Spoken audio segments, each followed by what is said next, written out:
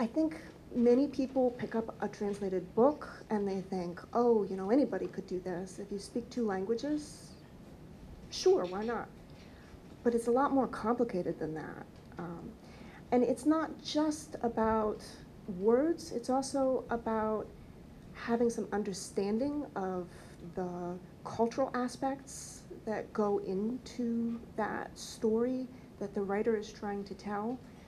Um, there's often a lot of stuff that is kind of between the lines, and you have to find a way to interpret that without making yourself necessarily felt as your presence felt as a translator, as the intermediary. Example, but I think one of the largest difficulties of translating from Chinese to English is how far the two languages are, both in terms of like structure and also the nuances of it.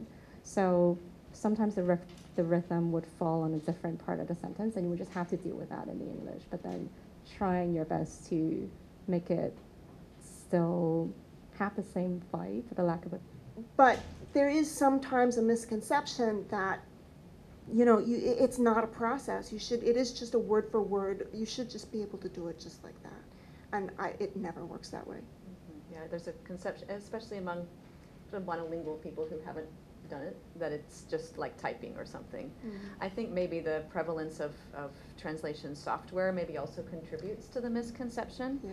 I also work in education, and I'm grateful for translation software, because there are times when it can help a language learner, a student, quickly understand what's going on in a class and feel part of it and feel like they belong. And I think that's huge, the way that evens the playing field in a learning space. I think that's wonderful. I know that it's a huge help in corporate settings and things as well. So it's not that I hate the software, but I think it contributes to this idea that it's a mechanical process. There's one right answer, and it can happen in a flash. But when we're talking about literature, I mean, ultimately what we're doing is writing it in the new language. And anyone who thinks about writing literature, we all know that no one who writes a language can just quick toss off something that's publishable that you'd want to put on the shelf of the bookstore. And a literary translator can't either. It has to sit, and you have to go away from it and come back to it, and just like a writer would. It's doing this. It's going out into all of the collected information it has, and is finding what it thinks is the best language match for a certain set of words. And I do sometimes plug things into Google Translate. I find it helpful to segment the language. And also sometimes I just do it for fun to see what it comes up with. So sometimes it comes up with some really interesting things.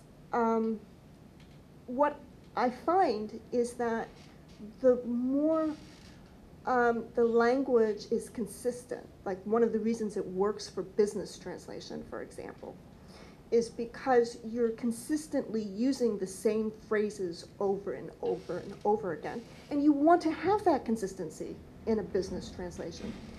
But literary translation is the total opposite of that. So often the writers are using language in really unique ways, and Google Translate just doesn't have any way to deal with that. So you wind up with these,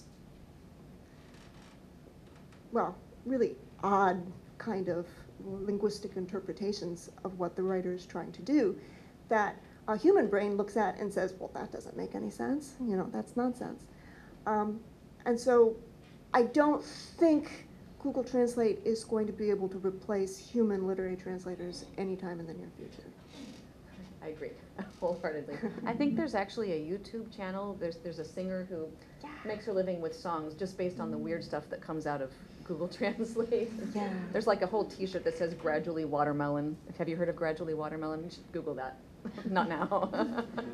Because it comes up. I agree that it's a good tool to jog your memory sometimes. Try to get other ideas for how to handle a sticky passage, just like going to a dictionary is, right? Yeah. But we're definitely not having the dictionary do it for us, and we're also definitely not having Google Translate do it. I had a colleague who I thought described the later revision process of a literary translation very well. She said, she was talking about how eventually you kind of put the source text aside for a while, And she says, you're looking to see what it's trying to be in English. I thought that was a really interesting way of putting it. At some point, you're not thinking about what any so-called authority says about what word means what word anymore. You're looking at a story and trying to see if it works. And then once you do that for a while, you go back and check the original, make sure it hasn't strayed too far and all of that. And then there was one incident I felt most impressive was that she took me to buy my first pair of jeans. Well, nowadays it's very common and popular, you know. But when I was a teenager, this was something new and introduced to the young people. Of course, all my friends have a pair. And you can tell, you know, I look with an envy eyes. However, my mom would think that, well, jeans is not for ladies. It's too rough. So she refused to buy one for me. But Aunt Sai Sai, she was so observant and knew that I was not happy, although she and I didn't talk a lot. But she understands, so she told me to buy my first pair of jeans. So you can imagine, you know, how grateful I was. Because she was kind and caring to me all the time. And I would feel that although in our family gathering, she didn't talk much or express herself, but she always observed the people talking around her and then put it in her database. And maybe at a later time, she would put it in her writing. And she expressed by writing or by action. And were romanization systems created by these missionaries for these various dialects? Absolutely, yes. So just like me learning Cantonese, any Guelo, any foreigner dealing with Cantonese, with any Chinese variety will require an alphabetical spelling, right? It is what they call a romanization system. So the missionaries, particularly in the 19th century, created ways to write Shanghai in Cantonese and Hokkien and Chuzhou in alphabetic form. And some of those are actually still called the church romanization. So for Taiwanese or Hokkien, you have the church. Yeah.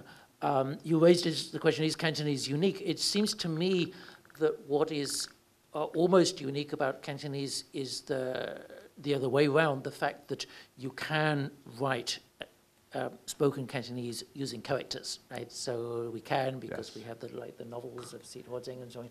They have a very low, don't have much status, but they exist, right? And then they're very ingenious. They find ways to write basically everything in spoken Cantonese. It happens with my students. They will come up with a way to write pretty much any Cantonese phrase or word. And this is a series of invented characters that represent the words that don't exist in Mandarin, like curry and hai and all of those. So they're yes, and that's unique to Cantonese. Well, the fact that it's so complete seems to be. And in fact, when we look at how children learn two languages, when they code mix, they actually are able to produce longer and more complex sentences, because they are. By pooling the 2 or 3 languages, they're actually saying more complex things at age 2 or 3. So having 2 languages at their disposal. And it keeps them engaged so that they're moving to a higher level at whatever the target language is, so they don't block and stop using the language. They meld in whatever so they can communicate, which is super important. And then, so meantime, there's a positive movement forward. Whereas if you just say, no, you can't do that, then it just stops and dies, right? It's certainly bad for the motivation, but it's... So maybe we should stop here. Can I pull out my Pao Shu Bao, Lao Dak Ching San Joy, Na Pa Mo Chai Siu. That was, no, don't clap, don't do the clapping thing. Which translate, I think, as where there's life, there's hope. Is that a good translation for that? Yes, Lao Dak Ching San Joy. So thank you very much for coming. We're very honored to have Dr. Yip and Dr. Matthews here, and Do Gong Guangdonghua. Thank you very much for coming. 郵政局沒有人要買郵票，可不是郵票的錯；沒有人來取郵包，可不是郵包的錯；沒有人想寄聖誕卡，可不是聖誕卡的錯；收不到朋友的來信，可不是朋友的錯；朋友收不到我右手寫的信，可不是我左手的錯。我到郵局來繳水費，我沒有去錯，可不是水費的錯。So the English version has been translated by Jennifer Feely, someone who's been working with Xixi for a very long time, and the poem goes, Post office. No one wants to buy stamps, but the stamps haven't done anything wrong. No one comes to pick up packages, but the packages haven't done anything wrong. No one feels like sending Christmas cards, but the Christmas cards haven't done anything wrong. I can't receive my friend's letters, but my friend hasn't done anything wrong. My friend can't receive letters written by my right hand, but my left hand hasn't done anything wrong. I come to the post office to pay my water bill. I haven't come to the wrong place, but the water bill hasn't done anything. So I often make a metaphor to say this is like a girl who kind of did not have enough clothes, like dresses, so then she changes boyfriend instead. So then she could always appear like fresh in her old dresses. And so I kind of feel this is a case of me like just like switching language. That was, I think, maybe how it started because it felt really fresh then when I began to write in English, where I was like, oh, I could do other things. But gradually, I think the key thing is that you really need to find a different writer's identity. So, and that was both like the fun, the intriguing, but also the difficult, the challenging part is that I needed to become a different writer in this language. And I think I'm still kind of trying to find my identity. But maybe sometimes I think this idea of like one needs to find your voice, you need to find your voice, you need to find your writer's identity. And like the way we talk about this in this kind of definite way is possibly false. Because sometimes I feel maybe a writer's identity is fluid and it has to be fluid and it's constantly changing. So that makes me feel less stressed.